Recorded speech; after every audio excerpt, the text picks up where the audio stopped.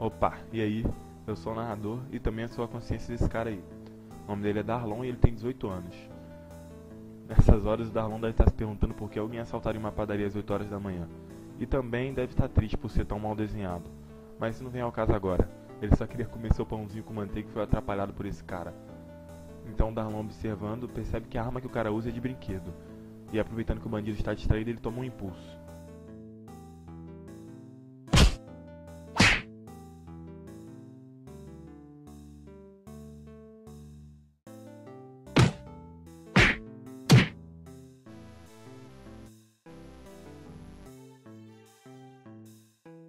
Darlon sai daquele lugar pensando, por quê? Por que eu fiz isso? Eu deveria pelo menos chamar a polícia, mas eu não quero ficar mais um segundo nesse lugar. Deitado na cama, de madrugada, Darlon, já com seu pijaminha ridículo de dinossauro defeituoso, saltando de paraquedas, começa a pensar sobre o que aconteceu. Eu fiz um ato muito heróico hoje, mas não me sinto bem com isso. Eu não treino artes marciais desde pequeno para arriscar minha vida fazendo algo assim. Esse é o Darlon ganhando o torneio de jiu-jitsu com 7 anos e ao seu lado seu pai, mais feliz que ele próprio pela vitória. Eu sei que foi pro bem, mas será que aquele homem realmente merecia aquilo? Ou será que ele precisava fazer aquilo por questões de sobrevivência? Nem todos têm a sorte de nascer com uma moradia. Eu não queria machucar ele a ponto de sair sangue. Opa, que barulho foi esse? Será que meu pai acordou? Eu vou lá checar. O que Darlon não imaginava é que aquele bandido que ele desmaiou estava na sua casa, querendo matar Darlon. Ele pega uma faca gigante na cozinha e vai até o corredor. Esse cara é um completo louco psicopata atrás de vingança. Ele se depara com duas portas e tem que escolher um dos quartos para entrar e achar Darlon. Mas ele escolhe o quarto da esquerda, que é o pai de Darlon.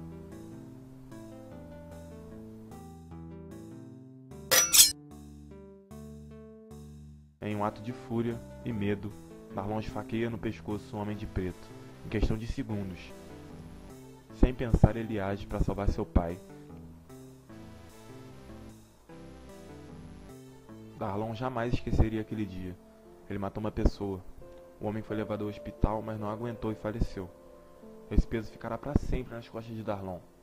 O dia que ele matou alguém pelo impulso de salvar quem ele ama. Uma semana se passa e Darlon está em depressão profunda. Ele não passa um segundo sem pensar que tirou uma vida, mesmo que seja a vida de uma pessoa podre ou corrompida pela maldade. Ele é justamente o contrário daquele cara, talvez muito bom para não sentir remorso, mas não é isso que ele acha sobre ele mesmo. Nesse momento ele se auto-intitula de escória do mundo. Ele acha que a única solução para sua dor e angústia seria tirar sua própria vida. Por isso ele acorda às 5 horas da manhã, na terça-feira, e anda até uma ponte deserta que tem por perto da sua casa. Aqueles que são constantemente machucados silenciosamente estão a um passo da insanidade. Ele pula sem pensar muito, senão ele acabaria voltando atrás. Darlon é salvo por um homem misterioso, que aparentemente consegue voar soltando gelo pela bota.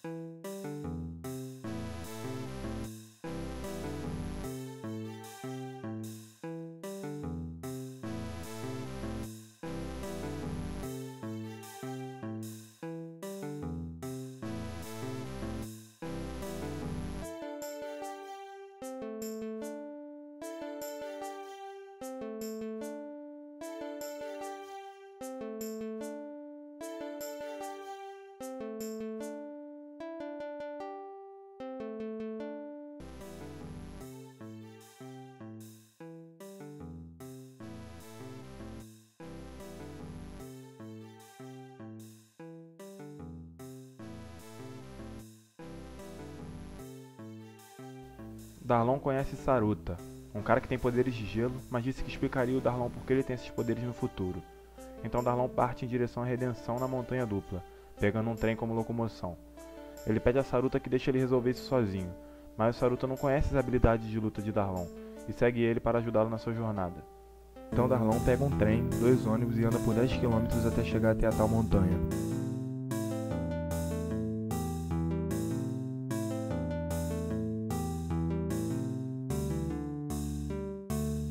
É sério?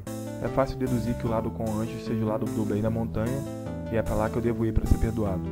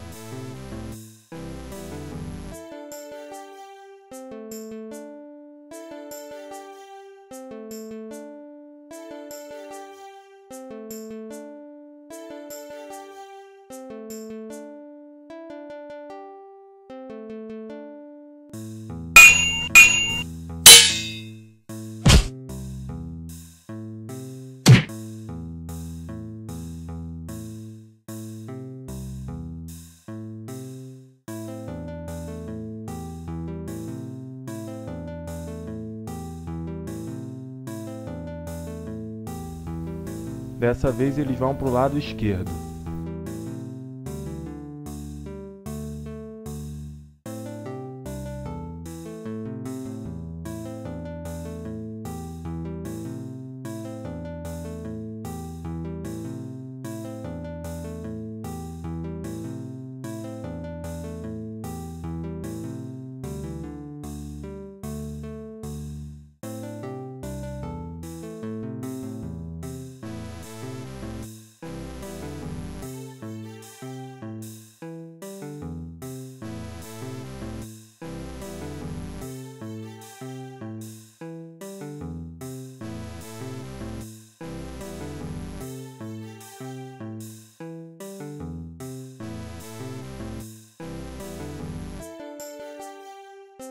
Darlon e Saruta descem a montanha.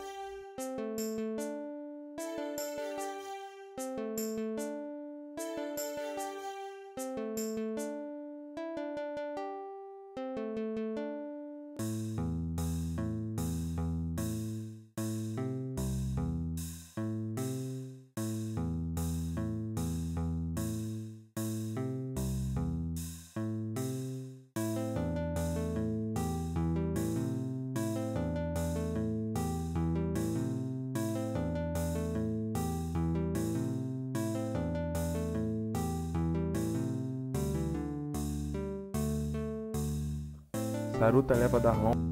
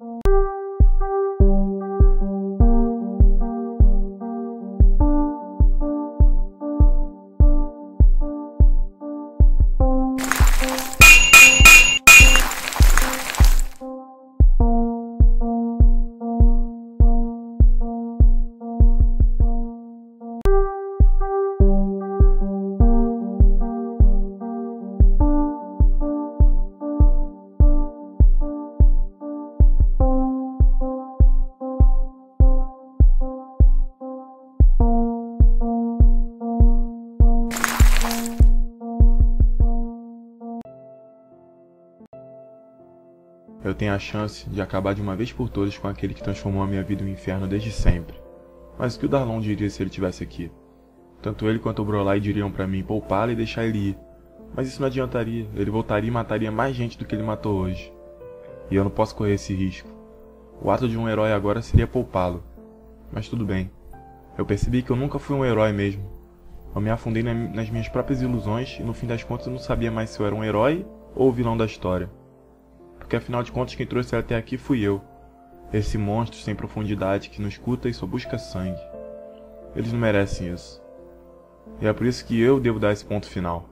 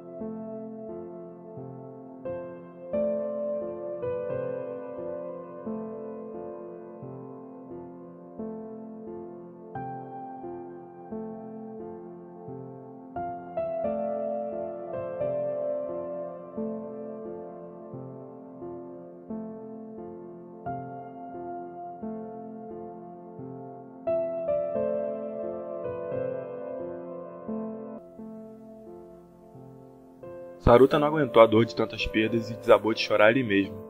Afinal, ele perdeu muita coisa. Essa era a vitória com mais gosto de derrota de todas. Saruta ficou pensando em como ele poderia ter evitado tudo, mas não conseguiu. E agora tudo já havia acontecido e só estava sentindo uma dor incalculável no coração, pois não há como voltar no tempo. Tentando se lembrar dos bons momentos, ele ficou ali, estático, mas só conseguia pensar no quão tudo deu errado.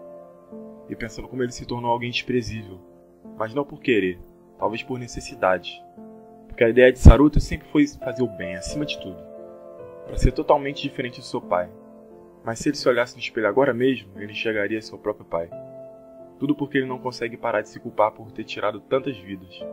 Para ele, não só a morte de Darlon e de seu pai eram sua culpa, mas também a de Vortex, a da sua irmã, das pessoas que moravam naquele bairro, ou até a perda do braço de Brolai. Tudo no fim só chegava a ele. Ele ainda não entendia que se culpar pelos atos de seu pai não tornavam ele menos culpado. Ele é totalmente culpado, mas ainda não tenta se redimir assumindo essa culpa, que não é dele, o que torna mais culpado. Mesmo com Brolai ao seu lado, tentando apoiá-lo, nada é capaz de preencher esse vazio. Esse com certeza não é o nosso herói ideal, porque o nosso herói ideal já não está mais entre nós. Mas quem precisa de herói? Se ele tentar melhorar e evoluir, ele já pode ser o nosso herói.